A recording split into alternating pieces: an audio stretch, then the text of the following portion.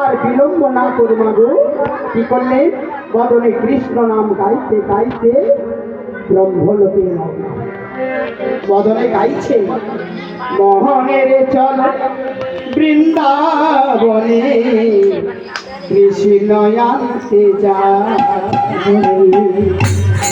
বৃন্দাবনে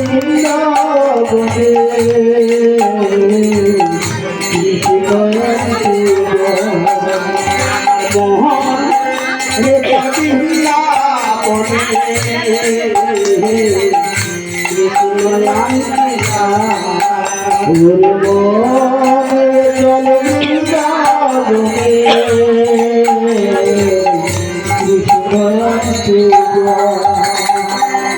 কৃষ্ণ নাম পলয় বিরাম কৃষ্ণ নাম বলয় বিরাম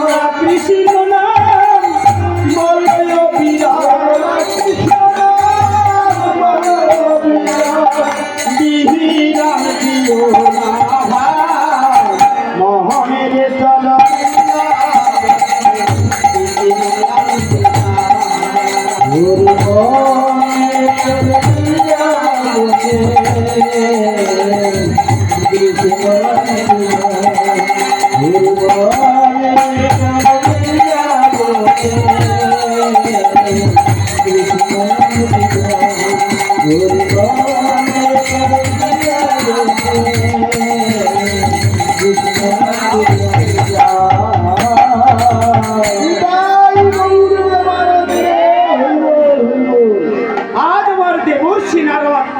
ব্রহ্মলোকে গিয়ে উপস্থিত হলেন। ব্রহ্মাকে দর্শন করা মাত্র ষষ্ঠাঙ্গে ঘুমেতে পড়ে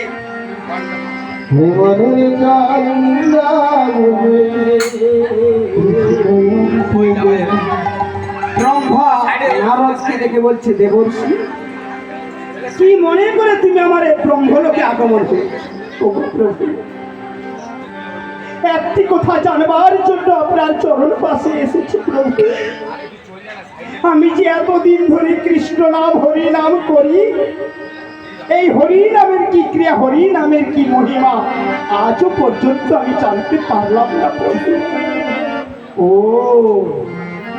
এই হরি নামের মহিমার কথা জানতে তুমি আমার কাছে ছুটে এসেছো প্রভু। যদি কৃপা করে বলে আমার জনম বড় ধন্য। শোনো দেবর্ষি,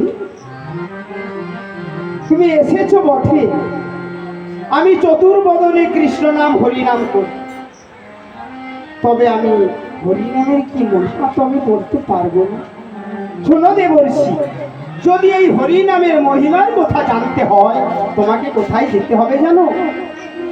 এই ভোলানাথের কাছে, যেখানে দেবাদিত্য মহেশ্বর পঞ্চমুখে কৃষ্ণ নাম হরি নাম করছে, সেখানেই গেলে তুমি হরি নামের মহিমার কথা বললেন। প্রভু আপনি আমায় করতে পারবেন না? না দেবর্ষি, তুমি আর বিলম্ব না করে শিবলোকে ভোলানাথের কাছে চলে যাও। দেখুন ভগবান কি জানে না? সব জানতে ভক্তকে পরীক্ষা করবার জন্য হরিনামের মহিমা জানানোর জন্য জগৎ জীবে তিনি ভোলানাথের কাছে পাঠিয়ে দেবেন। আজ দেবর্ষি নারদ আর বিলম্ব না করে প্রভুকে আবার প্রণাম করে আবার বদনে কৃষ্ণ নাম গাইতে চলেছে। কোথায়? হরি বলবো আর মদন মোহন হেরি পদ, হরি বলবো আর মদন হেরি পদ, হরি বলবো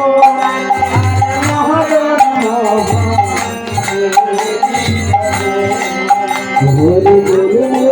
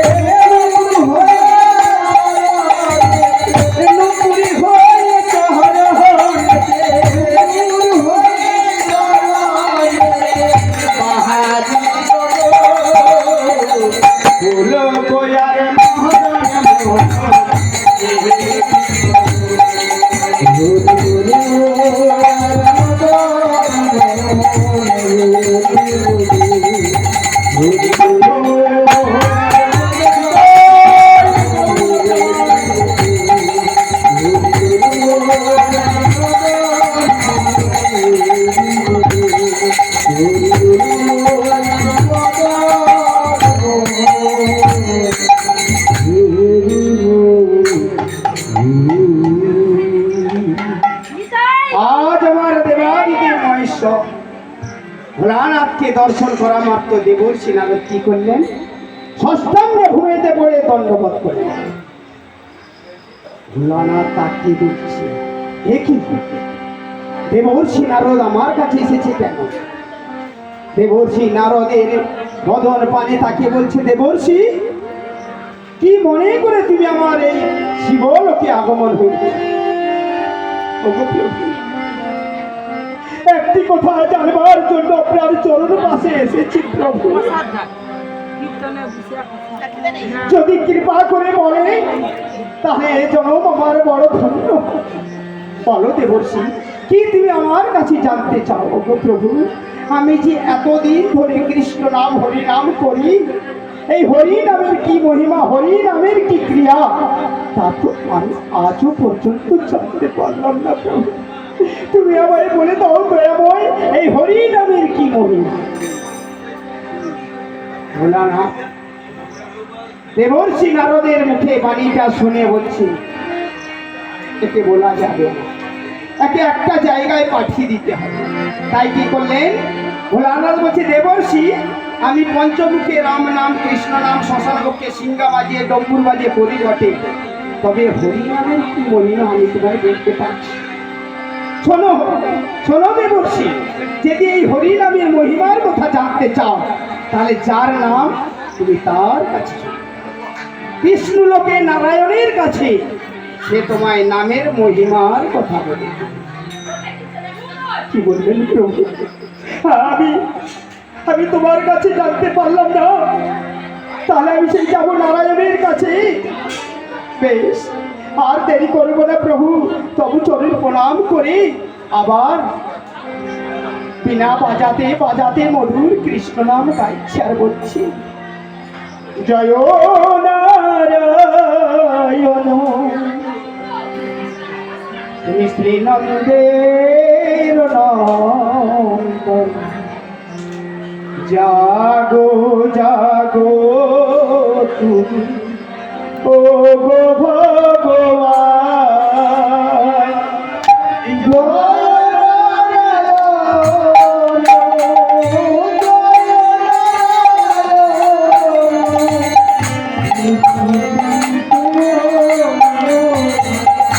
জাগো জাগো তুমি ও গো ভগবান, জয় নারায়ণ শ্রীনন্দের নন্দন, জাগো জাগো তুমি ও গো ভগবান, জয় নারায়ণ শ্রীনন্দের নন্দন, জাগো জাগো জাগো ও গো ভগবান। শঙ্খ চক্র গদা পদ্মধারী, শঙ্খ চক্র গদা পদ্মধারী, শঙ্খ চক্র গদা পদ্মধারী, শঙ্খ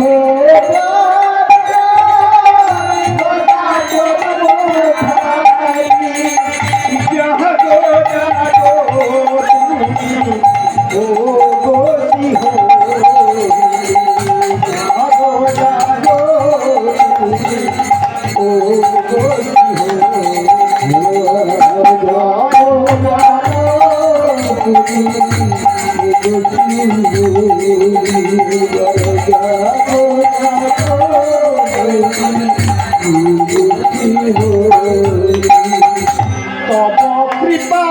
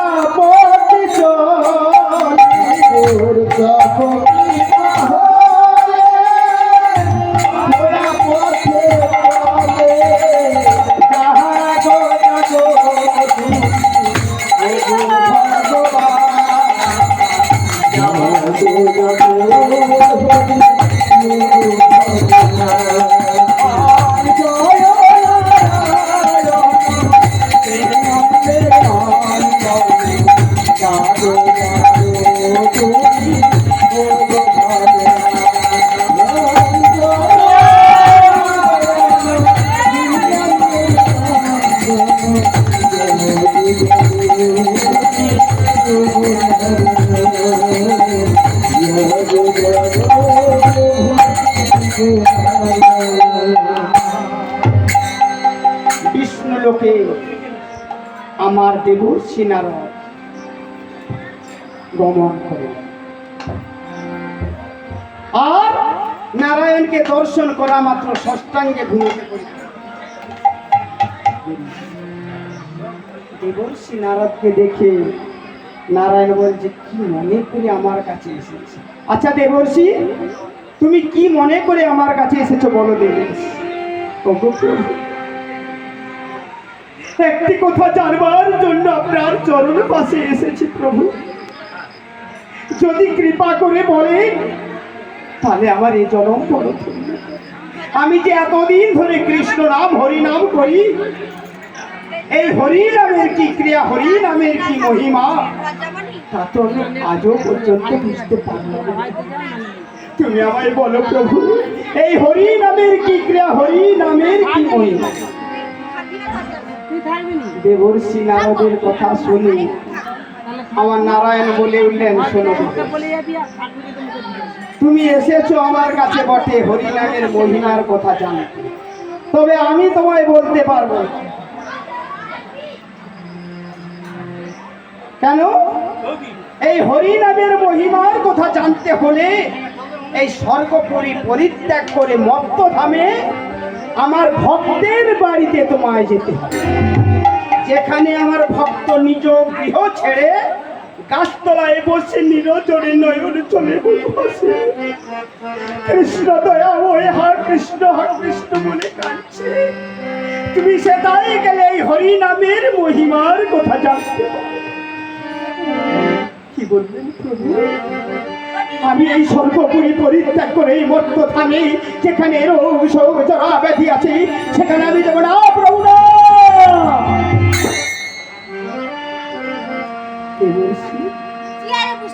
তাহলে তো তুমি হরি নামের মহিমার কথা জানতে পারবে। কেন কেন তুমি যাবে না বলছো?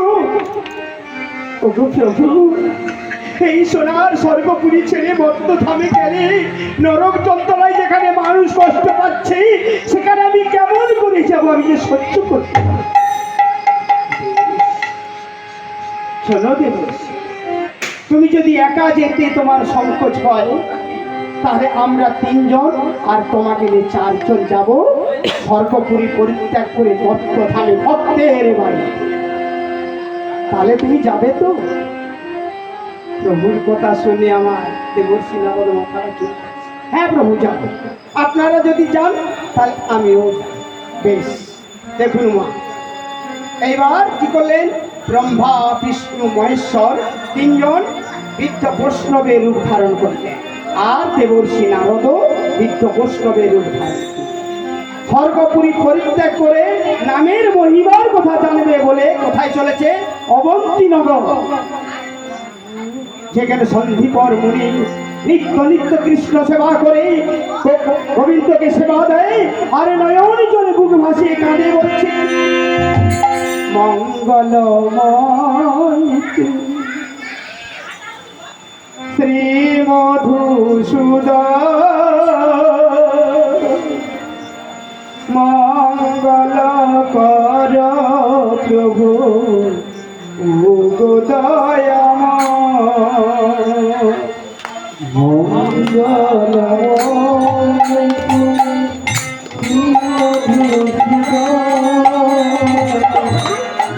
মঙ্গলময়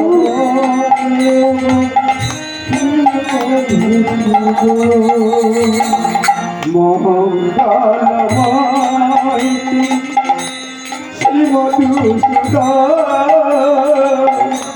মঙ্গল কর প্রভু দয়াময়, মঙ্গলময় শ্রী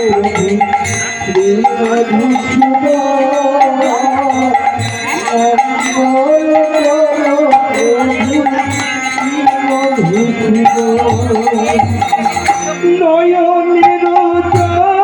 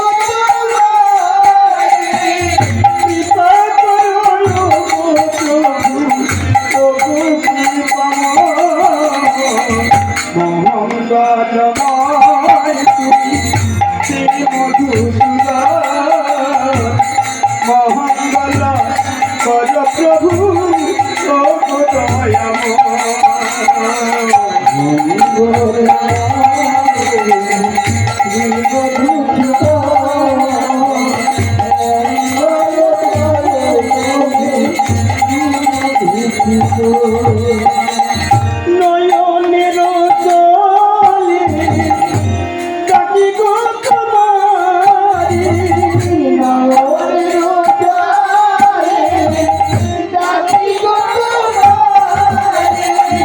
নয়নের জলে ডাকি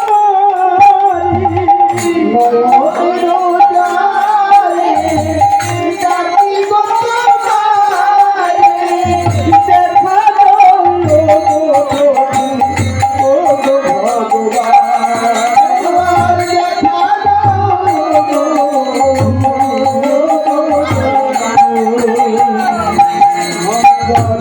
নয়নের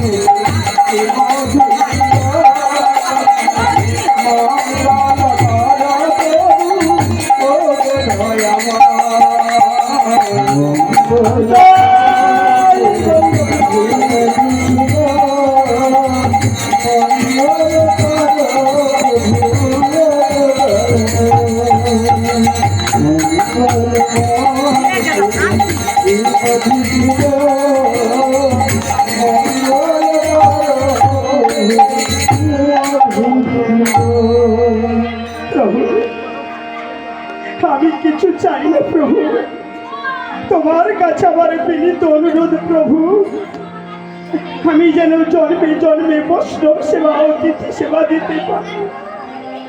সন্দীপর মুনির বাড়িতে ছিল একটি শালগ্রাম ছিল, নিত্য সেবা দিয়ে সেই সেবার প্রসাদ নিজ পুত্র মধু আর সন্দীপর মুনি সেবা করে। এমন সময় ওই চারজন বৃদ্ধ বৈষ্ণব সেই মুনিবরের বাড়িতে যে ডাকছে, কে আছো, কে আছো, কুটিরে বেরিয়ে এসো। মুনিবর প্রভু কাজকর্ম সেরে ত্বরান্বিত হয়ে বেরিয়ে দেখলেন চারজন বৃদ্ধ বৈষ্ণব দাঁড়িয়ে আছে তাহার গৃহে, সঙ্গে সঙ্গে ষষ্ঠাঙ্গে ভূমিতে পড়ে আর সুবিচিত্র আসন এনে তাদের বসালেন, আর একটি তাম্বুলের পাত্রে করে জল এনে সেই বৈষ্ণবদের চরণ ধরতে। আমাদের দেশে বাড়িতে যদি বৈষ্ণব আসে মেয়েরা করতে বলো জীবাণু আছে, পায় নাকি জীবাণু, তাই তার হাত দেবে না, বৈষ্ণব চিনিতে না রে দেবের ও শতচি। তাই ভগবান এসেছে মুনিবরের বাড়িতে। আজ ওকে বৈষ্ণব ঠাকুর আপনারা কি মনে করে আমার গৃহে এসেছেন বলো? আমার বড় সৌভাগ্য, বহু জন্মের পূর্ণ ফলে বৈষ্ণব আসিয়া মিলে। মুনিবর আমরা মনে বড় আশা নিয়ে এসেছি তোমার গৃহে। আজ আমরা সেবা, আমরা 3 দিন অভুক্ত ক্ষুধার্ত, আমাদের কোনো সেবা মিলে না, তাই মনে বড় আশা নিয়ে এসেছি তোমার গৃহে আমরা একটু সেবা করব। আহা, এ তো আমার বড় সৌভাগ্য। আর দেরি না করে সঙ্গে সঙ্গে উঠে গেলেন, যে দেখলেন তার বাড়ির মধ্যে এক মুষ্টি চাউল নেই। আমি যে বৈষ্ণবের কাছে কথা দিয়েছি, আমি যে বৈষ্ণবকে সেবা দেবো বলেছি, কিন্তু আমার বাড়িতে যে চাউল নেই আমি কেমন করে সেবা দেবো? আর বৈষ্ণব সেবা না দিতে পারে আমার অকল্যাণ।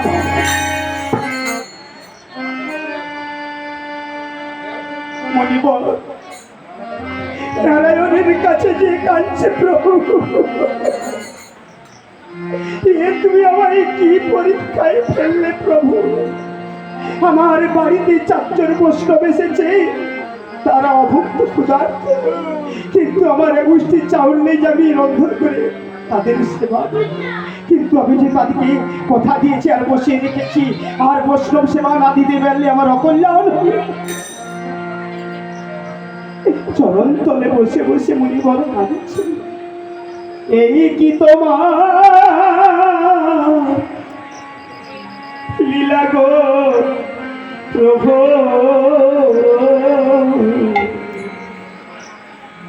এই কি তোমার লীলা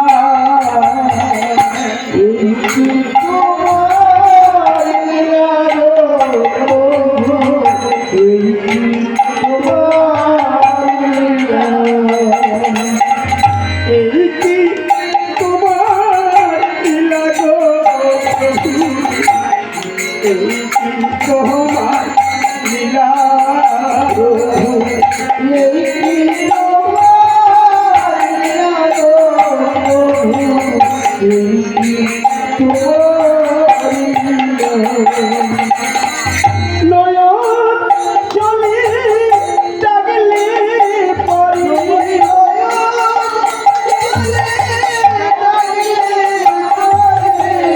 নয়ন জলে ডাকলে পরে,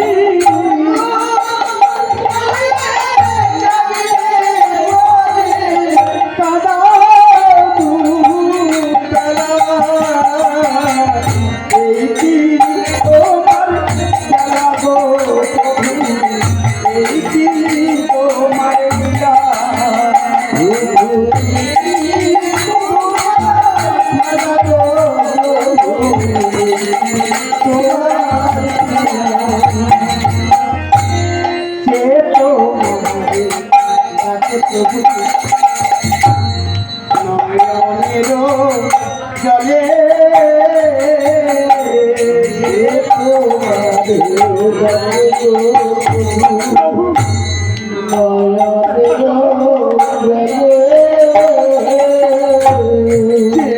তোমারে ডাকে প্রভু, নয়নের জলে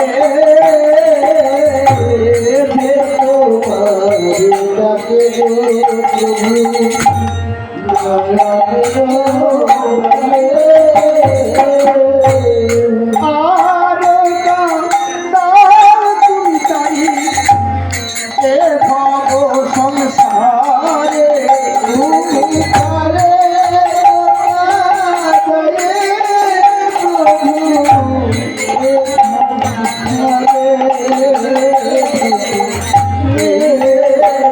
তোমার লীলা গো প্রভু, এই কি তোমার খেলা, এই কি তোমার লীলা গো প্রভু, এই কি তোমার খেলা প্রভু।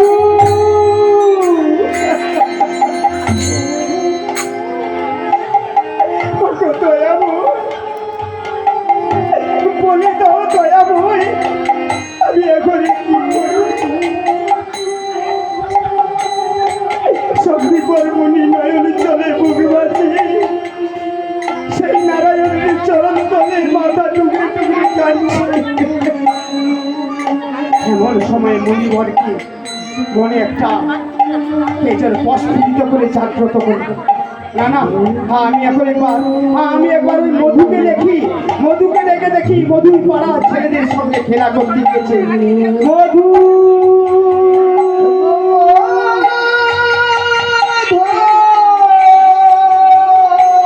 ওরে মধু,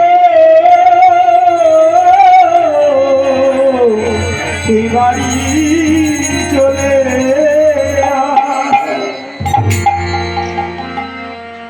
যেই পিতা ডেকেছে, মধু তারা ছেলেদের সঙ্গে খেলা করছে। এমন সময়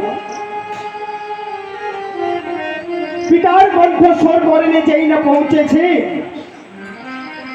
আর বিলম্ব না করে তাদের মধু বলছে, ওরে ওরে ভক্ত, ওরে সখা, তোরা আজ খেলা কর, আর আমি খেলবো না, আমি আমার পিতার কাছে যাব, আমার পিতা আমায় ডাকছে।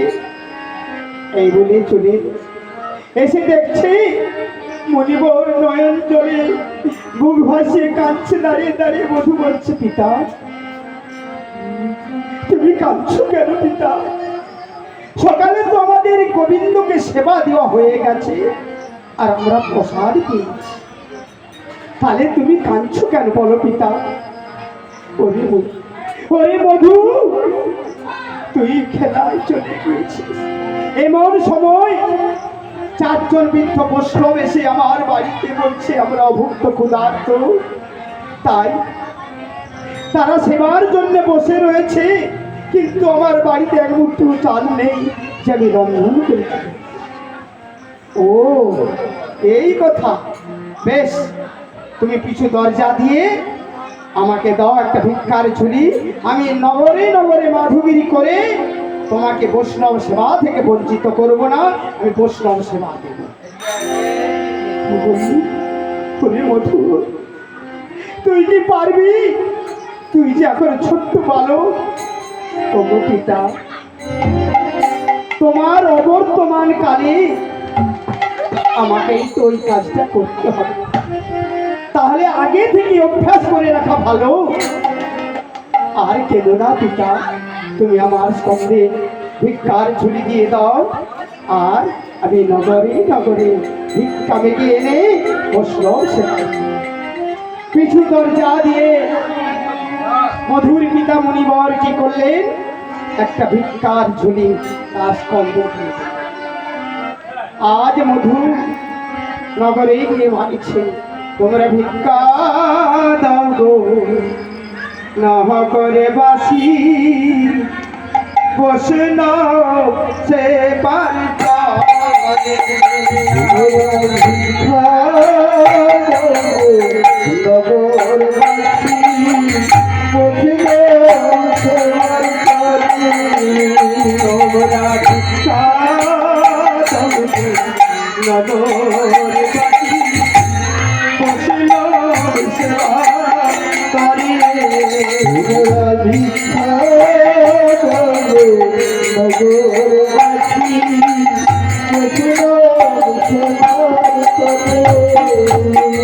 বৈষ্ণবের লাগি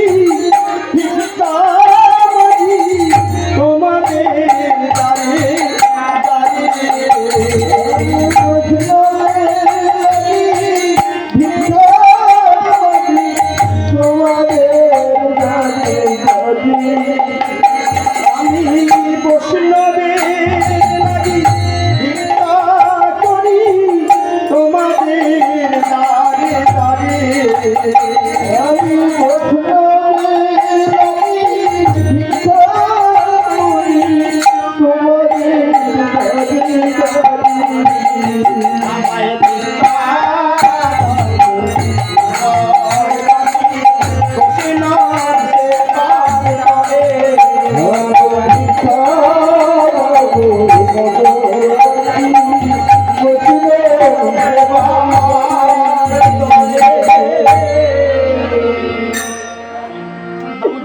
মধু সকলে জীবের দাঁড়ে দাঁড়ে দিদি নত চালু হয়ে আরম্ভ করছে,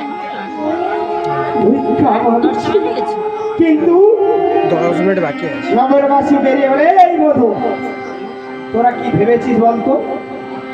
সকালবেলা তোর পিতা এসে বললো আমরা বৈষ্ণব সেবার জন্য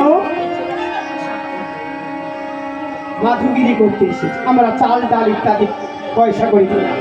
আবার একটু বেলা হাতে এসে তুই বলছিস আমি বৈষ্ণব সেবা দেবো বলে চাল ডাল মারতে এসেছি। কিন্তু না, তোদের চালাকি আমরা ধরে ফেলেছি, দূর হয়ে যা এই বলে মধুকে ঘাড় ধাক্কা দিয়ে ফেলে এসেছে। মধু কাঁদছে, প্রভু এ তোমার কি লীলা প্রভু, তোমাকে ডাকলে এত কষ্ট পেতে হয় প্রভু। নয়ন জলে বুক ভাসে মধু কাঁদছে, আমি এখানে আর ভিক্ষা মাগবো না, আমি চলে যাব কোথায়? বৃন্দাবন। শুনেছি বৃন্দাবনে নাকি পশু পাখি বৃক্ষলতা কেউ অভুক্ত থাকে। আমি আর বিলম্ব করব না, আমি এই যমুনা নদী পেরিয়ে চলে যাব বৃন্দাবন। আমি আমার পিতাকে বৈষ্ণব সেবা থেকে বঞ্চিত হতে দেব না, আর বৈষ্ণব সেবা না দিতে বললে আমার পিতার অকল্যাণ। তাই কি করলেন, মধু আর বিলম্ব না করে সেই ভিক্ষান্নপূর্ণি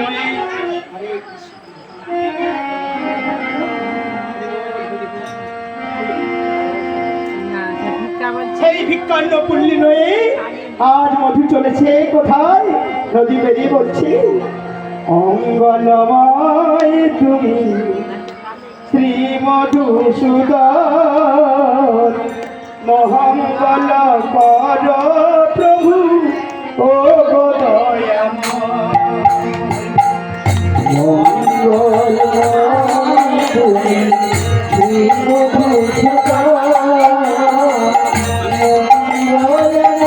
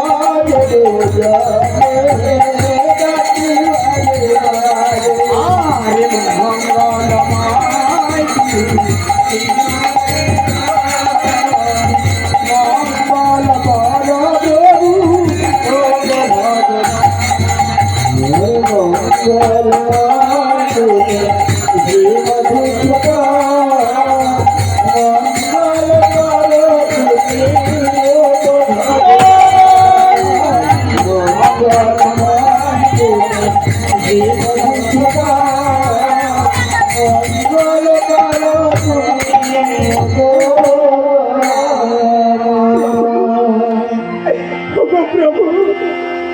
তুমি আমায় রক্ষা করো প্রভু। আমি বৈষ্ণব সেবার জন্য আমি এই যমুনা নদী পেরিয়ে আমি বৃন্দাবনে যাব।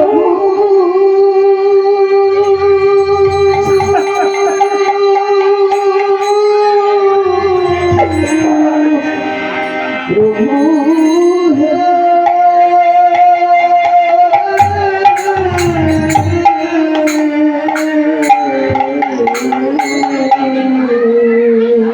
ছোট্ট মধু ওই নদীর খরস্রোত যেখানে মানুষ নামতে ভয় করে জল পাক খাচ্ছে, নিজের প্রাণকে বিসর্জন দেব বলে কিন্তু আমার পিতার কথা আমি অমান্য হতে দেব না। সেই যমুনা নদী পেরিয়ে পারে গিয়ে উঠবে। তাই দেখো মা, ভগবান যদি তোমায় রক্ষা করে কেউ তোমার কিছু না। তাই শাস্ত্রে বললে যে যথাম্মম পদতন্তে সদা সত্যৈব ভজমম মম পার্থিব বর্তে মানুষ পার্থ সাথে।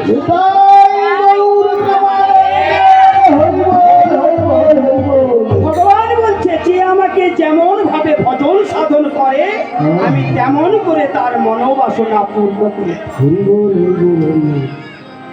আজ পঞ্চম বৎসরে বালক মধু চলেছে কোথায়?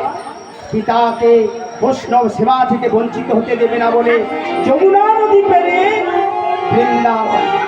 আজ বৃন্দাবনের সকলে জীবের দ্বারে দ্বারে কেঁদে কেঁদে বলছে, বৃন্দাবনবাসী তোমরা আমাকে কিছু চাল ডাল পয়সা ইত্যাদি দাও, আমি আমার বৈষ্ণব সেবার জন্য এসেছি তোমাদের দুয়ারে, তোমরা আমাকে কেউ ফিরিয়ে দিও না। ছোট্ট বালককে দেখে বৃন্দাবনবাসী আদর করে আলিঙ্গন করছে আর চুম্বন দিচ্ছে। বাবা মধু, তুই এত ছোট্ট বয়স থেকে যে তোর মতি এসেছে বৈষ্ণব সেবাতে, তোর তুলনা নেই রে মধু। আর তোকে আমরা অতীব সযতনে চাল ডাল পয়সা ইত্যাদি 51 পাতলে সবাই মিলে চাল ডাল ইত্যাদি পয়সা করি। আজ ভিক্ষান অনেক পেয়েছে, মধুর বড় আনন্দ। সে নিজের জন্য আসে না, আর জন্য না গৃহে 4 জন বৃদ্ধ বৈষ্ণব বসে রয়েছে, সেই বৈষ্ণবকে সেবা দেবে বলে তার পিতা কথা দিয়েছে। তাই 51 জব্দ করে বেঁধে মাথায়। এইবার নদীটা পেরিয়ে আবার আসতে হবে তোমার। নদী এখন পেরিয়ে গিয়েছে, আবার পেরিয়ে আসতে হবে। দেখুন মা, সেখানে কে আছে? ব্রহ্মা বিষ্ণু মহেশ্বর 4 জন। ভগবান মনে মনে ভাবছে ও যদি তাড়াতাড়ি চলে আসে তাহলে তো আমাকে সেবা দিয়ে দিল, তার সেবা দিলে আমি হরি নামের মহিমার কথা তো নারদকে জানাতে পারবো। তাই কি করলেন, ওই হাঁটু জলে নদীর মধ্যে একটা কুম্ভীরের রূপ ধারণ করে ভগবান শুয়ে আর মধুর মনের আনন্দে 51 মাথায় পেয়েছে, বৈষ্ণব সেবা দেবে মনের আনন্দে কৃষ্ণ নাম গাইছে। চলে রে মনে বৃন্দাবনে শিলয়ান্তে,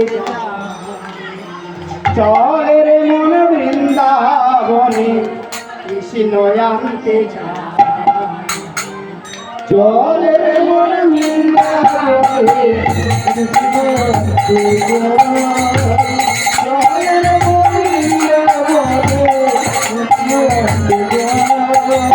আর কৃষ্ণ নামে বলো, আর কৃষ্ণ নামে বলো, বিহিরাম দিও না মোহনের জল বৃন্দাবনে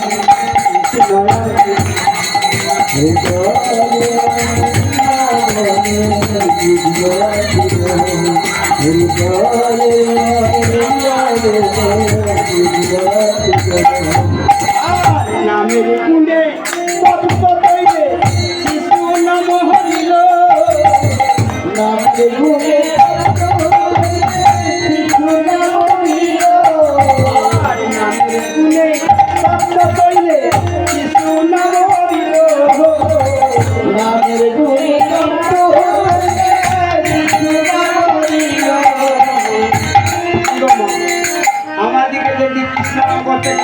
তো কৃষ্ণ নাম করবি না, তোকে এমন ঠেকান দেবো সঙ্গে সঙ্গে চোখ।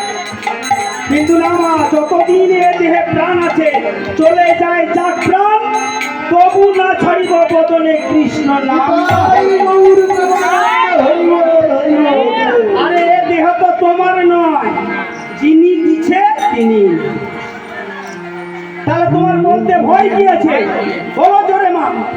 না মেরে গুনে দক্ষ তৈলে না মরিল, না মেরে গুনে দক্ষ তৈলে না মরিল, না মেরে গুনে দক্ষ তৈলে না মরিল, না মেরে গুনে দক্ষ তৈলে না মরিল, না মেরে গুনে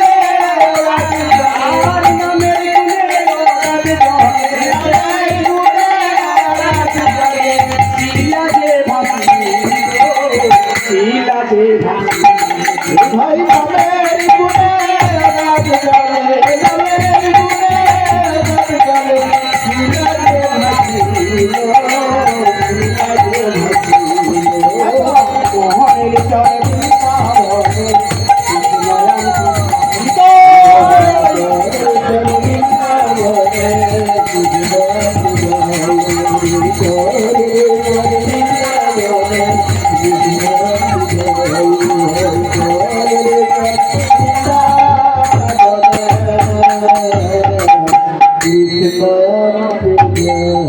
মাগো, এই নিঃশ্বাসকে কারো বিশ্বাস নেই, এই আছে এই, কখন যে বেরিয়ে যাবে আর আসবে না মা বলো হলে। তাহলে মা দেখি না একবার যুদ্ধটা করে, কৃষ্ণ নাম বলে জোর করে,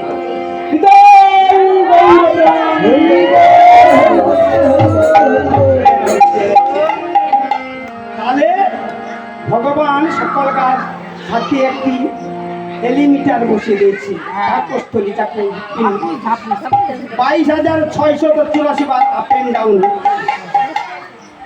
যদি একবার চলে যায় না ফিরে আসে মা, আর কিছু হবে না। রইল সাদের বাড়ি, রইল সাদের গাড়ি, রইল ব্যাংকে টাকা, আর আমি হয়ে গেলাম ফাঁকা। 2 ঘন্টা পরেই বলবে আগে তাড়াতাড়ি মালকে কাটাও বার করে দিই। এই যে সাদের দেহ আর রাখবে না। তাহলে মা, হরি নামের এমন ক্রিয়া দেখুন মা, কেবল করে হরিকে পাওয়া যায়, হরি নামের ক্রিয়া কি আছে। তাহলে কুম্ভীরের রূপ ধারণ করে কে রইলে? নারায়ণ জলের মধ্যে। কেন? ভক্ত যদি এসে তাড়াতাড়ি রন্ধন করে ভোগ দিয়ে দেয়, সেবা দিয়ে দেয়, তাহলে তো আর ভগবান বলছে আমি নারদকে নামের মহিমার কথা জানাতে পারবো না, তাই একটু বিলম্ব করছে। ওই জলে কুম্ভীরের রূপ ধরে ডুবে রয়েছে। আর কি করলেন? সেই ভিক্ষান্ন কুণ্ডিটা মাথায় নয়ে মনের আনন্দে মধু কি করছে বলে, এইবার আমি ঘাটে লেবে হুড়ুড় করে চলে যাবো সাঁতার।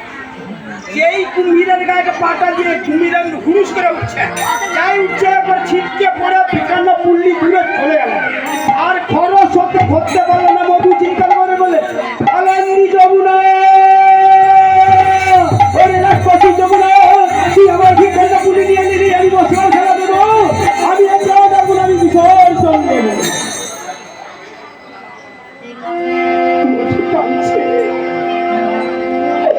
রাক্ষসী যমুনা, কানন্দি যমুনা, তুই খরস্বতী আমার ভিক্ষান্ন পুল্লিটা টেনে নিয়ে চলে গেলি। আমার পিতা যে কথা দিয়েছে আমি বৈষ্ণব সেবা দেবো, আর বৈষ্ণব সেবা না দিতে পারলে অকল্যাণ হবে। আমি কেমন করে পিতার কাছে কি বলবো? পিতা নয়ন জলে বুক ভাসিয়ে কাঁদছে, কাঁদতে কাঁদতে মনে মনে ভাবছে যখন বৈষ্ণব সেবা দিতে পারবো না, আর এই জীবনটিতে কি হবে? আমি এই জীবন গঙ্গায় বিসর্জন দেব। মধুর পিতা ওপারে ছিল, মধুর কণ্ঠস্বর তার করে এসে পৌঁছে। পিতার মৃত্যু, পুত্রের মৃত্যু দেখতে পারবে না বলে মধুকে ডাকছে, মধু মধু।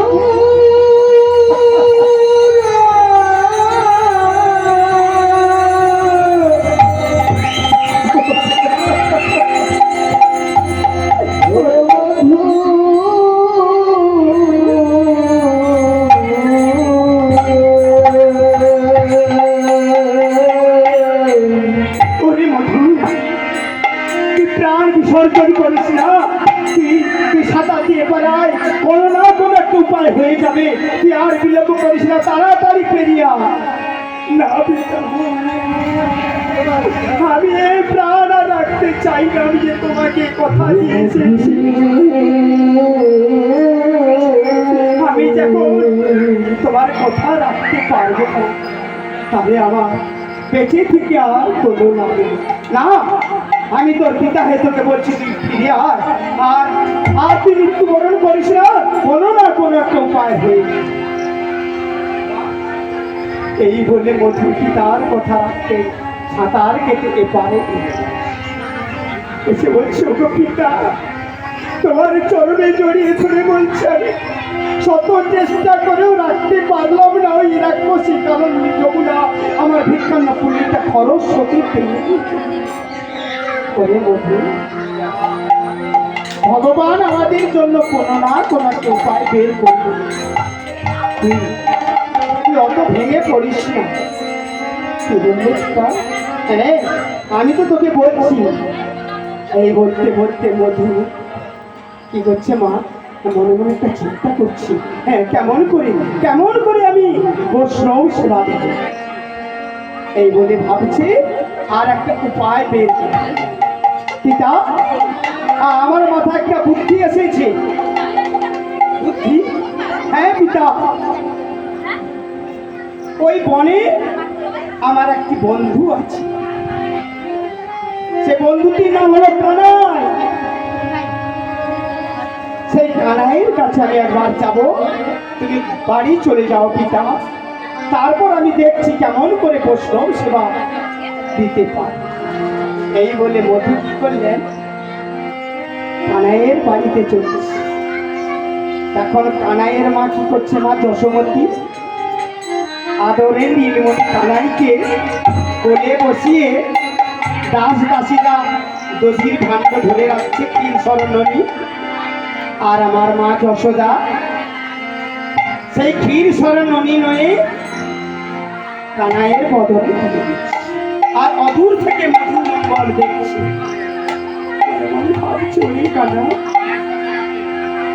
কানাই, আমি যে আজ বিপদা পড়লো, তুই তো অন্তর্যামী কানাই, তুই তো সকলের মনের কথা জানিস, তুই আমার এই বিপদের কালে আমার কাছে আয়।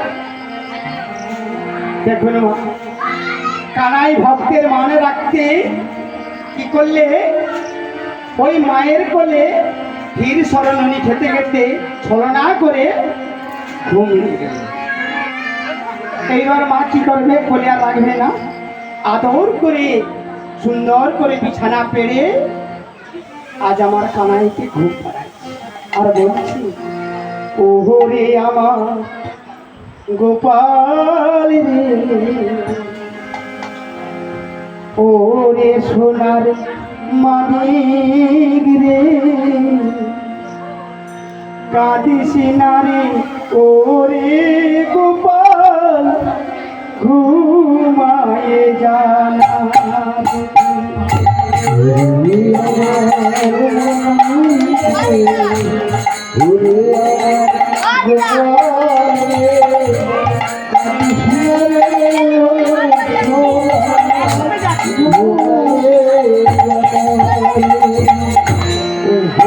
আমার গোপাল, ওরে সোনার মানিক রে, কাঁদিস না রে ওরে গোপাল, ঘুমায়ে জানা। ওরে আমার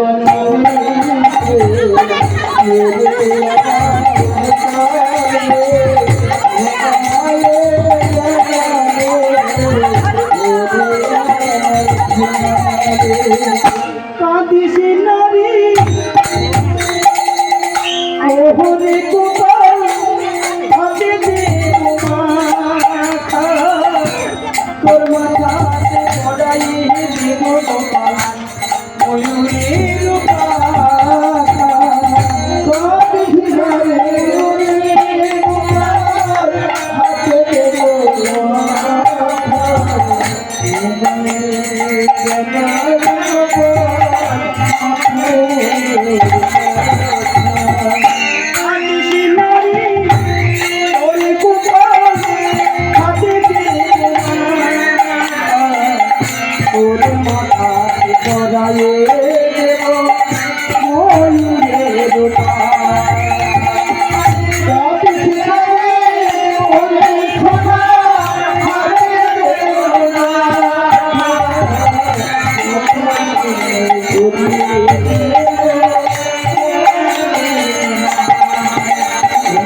তোরে আমার গোপাল রে, আমার সোনার মানিক রে, কাঁদিবে না রে গোপাল, ঘুমাবে না রে। ওরে গোপাল রে, মোর গোপাল রে, কাঁদিবে না রে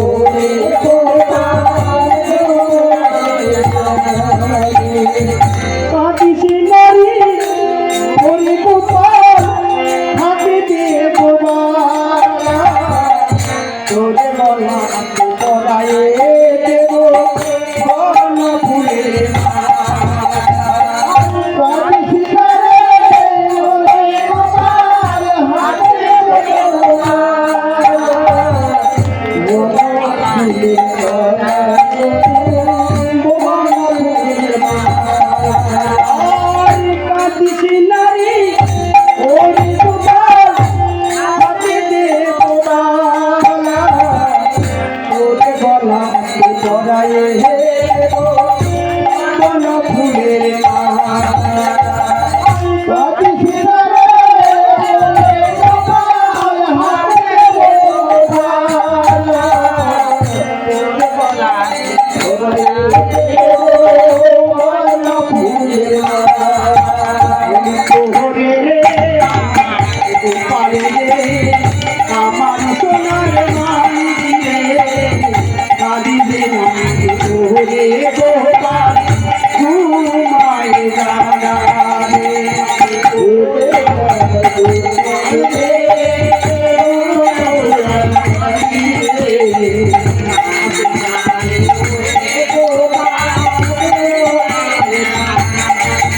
আর কাঁদিস নারী ওরে গোপাল, পাইবে বনহবু, ব্রজধাম গাড়ি যখন বাঁচিবে মধু। কাঁদিস নারী ওরে গোপাল, পাইবে বনহবু,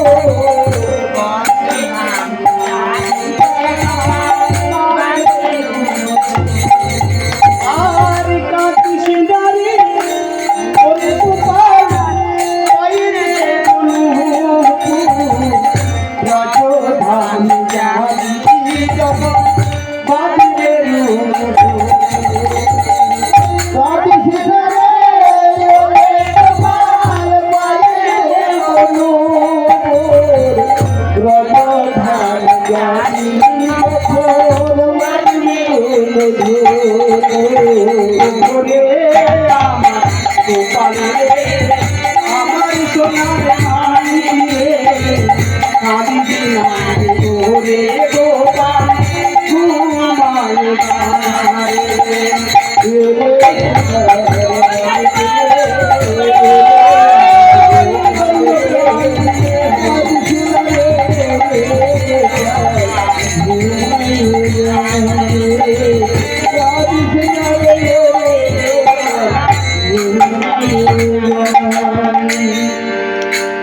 নিতাই গৌর প্রমাণে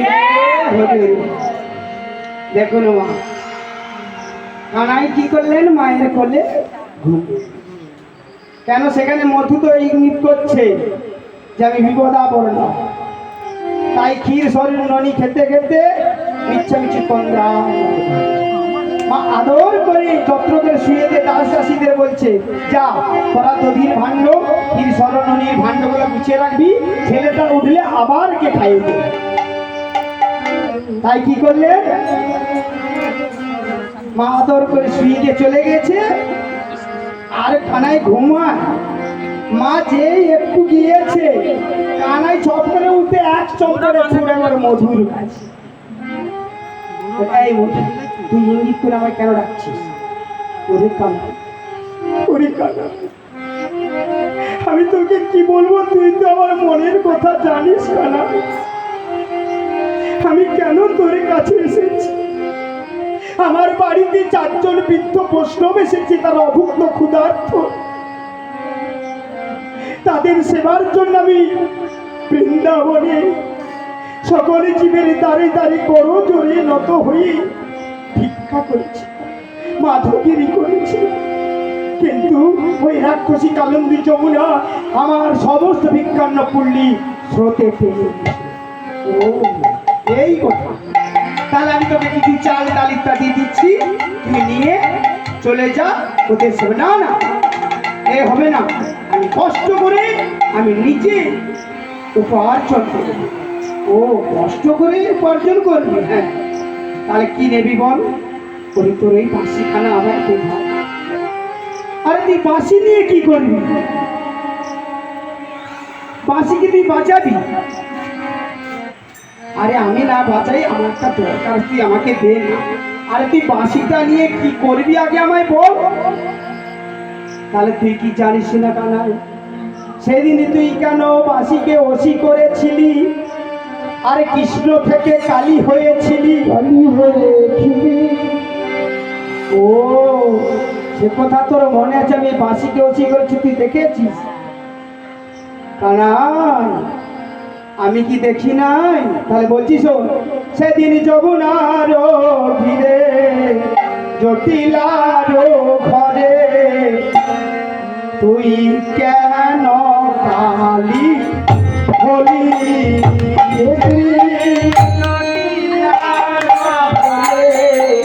জটিলার ঘরে তুই কেন কালি হলি?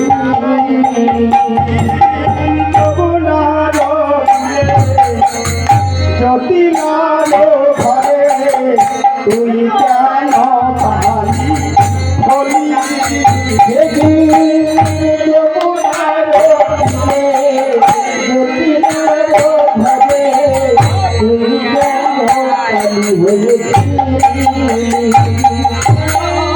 হাতের বাঁশি হয়েছিল,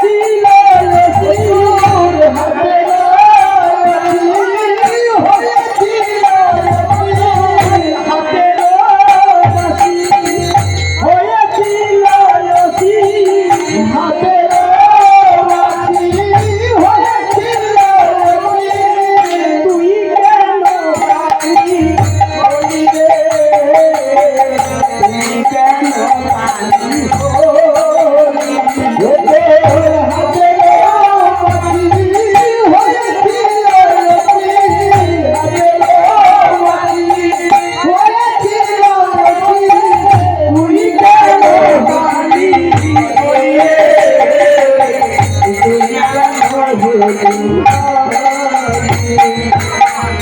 সেদিনের কথা তোর মনে নাই রে,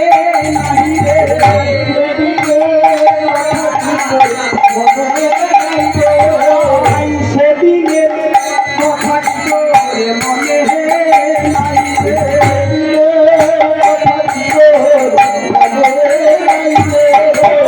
হাতে বাঁশি হয়েছিল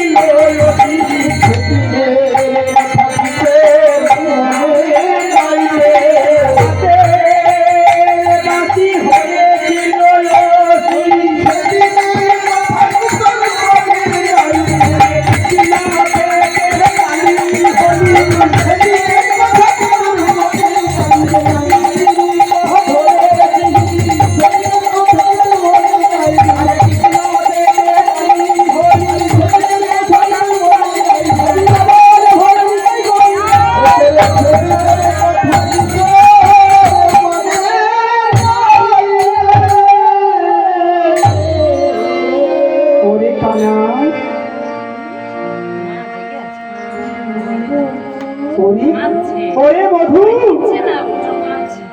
সে তো আমি রাখার মানে রাখতে জটিলার গৃহে কৃষ্ণ থেকে কালী হয়েছে, তাহলে তুই আজ ভক্তের মানে রাখ ভাই। ও বেশ, তাহলে আমি বাঁশিটা তোকে দিচ্ছি, তোর কাজ হয়ে গেলে তুই আবার যথা টাইমে আমার বাঁশি আমায় ফিরে দিবি।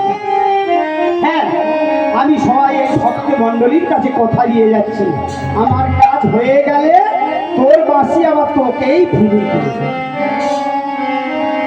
এইবার দেখুন মা, সেই বাঁশি নয়ে বধূ চলেছে। কিছু পদে যাওয়ার পর একটি মুদির দোকান দেখতে, ছিটা বেড়া দিয়ে দোকানের গায়ে কাদলে পা। সেই ছিটাবেলাটাকে মনে মনে ভাবছি আমি শীত কেটে প্রবেশ করে মুদির দোকান চুরি করব।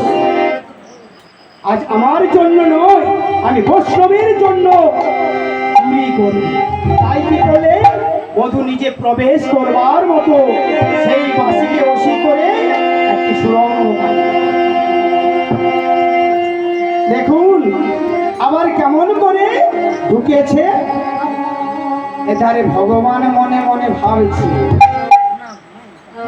ও যদি মুদির দোকানে চুরি করে নিয়ে আসে তাহলে তো আমাদেরকে আবার তাড়াতাড়ি সেবা দিয়ে দিবে। চারজন বৃদ্ধ বৈষ্ণবের সেবা দিবে মানে তাহলে নারদকে আমি হরিনামের মহিমার কথা জানাতে পারবো না। তাই কি করলেন, নারায়ণ মনে মনে ভাবছে ওকে ওই প্রবেশ করা মাত্র ওই দোকানের হাতে ধরা ফেলে দিল। সেই শীত কেটে আবার মধু কি করলেন, পাঁচ দিক দিয়ে ঢুকছে। আর দোকানি সেখানে শুয়েছিলে। ভগবান স্বপ্ন আদেশ করে বলছে, দোকানি তোমার দোকান সব চুরি হয়ে গেল, তুমি জাগো জাগো, চোর ঢুকেছে চোর। সব করে দোকানি উঠে চোর চোর চোর চোর বলে মধু পায়ে ধরবে আর মধুকে পিছন দিয়ে টানছে। আর মধু হাত দুটা গর্তের উপরে রেখে শত চেষ্টা করছে আর বেরোতে পারছে না। শত চেষ্টা করছে বেরোতে, ধরফর করছে। আর সাইডে কে ছিল তাহার পিতা দাঁড়িয়ে দাঁড়িয়ে বলছে, ওরে মধু আর বিলম্ব করিস না, তুই তাড়াতাড়ি বেরিয়ে আয়, তুই বেরিয়ে আয়, নাহলে সকালবেলা আমি মুখ দেখাতে পারবো না। সন্দীপর মণির পুত্র চোর, সবাই আমায় আঙ্গুলি তুলে বলবে আমি লোকের কাছে কেমন করে মুখ দেখব। মধু কাঁদছে, বলছে পিতা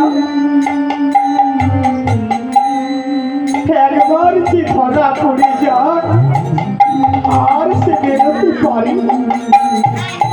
আমি শত চেষ্টা করলে ওরা আমার পা ধরে টানছে। ওগো পিতা আমি যে আর বেরোতে পারবি না, আমি ধরা পড়েছি। আমি কেমন করে মুখ দেখাবো সমাজে? সবাই বলবে মুনিবরের পুত্র চোর চোর চোর চোর। আমি তো হাতটা ধরে টানছি না পিতা, ওরা জব্দ করে ধরে আমায় জোর করে টানছে। শোনো পিতা, একটা কাজ করো, ওই যে অসিখানা পড়ে আছে ওই অসি দিয়ে তুমি আমার এই গলদেশ থেকে মুখটাকে দেখি বলছি পুত্র না।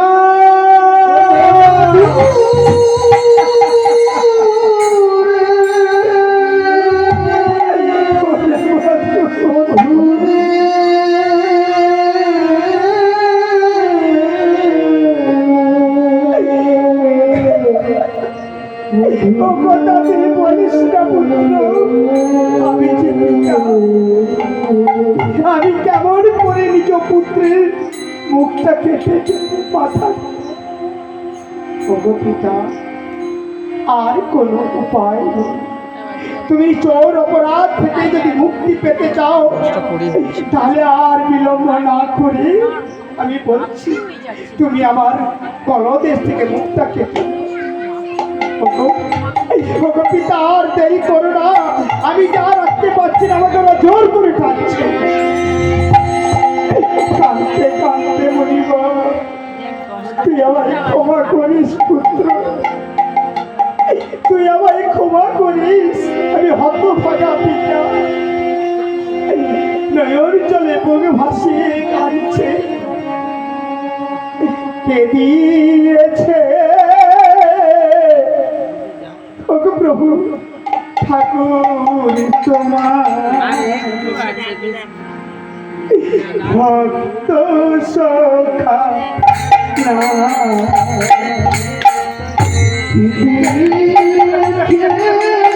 ঠাকুর তোমার ভক্ত ঠাকুর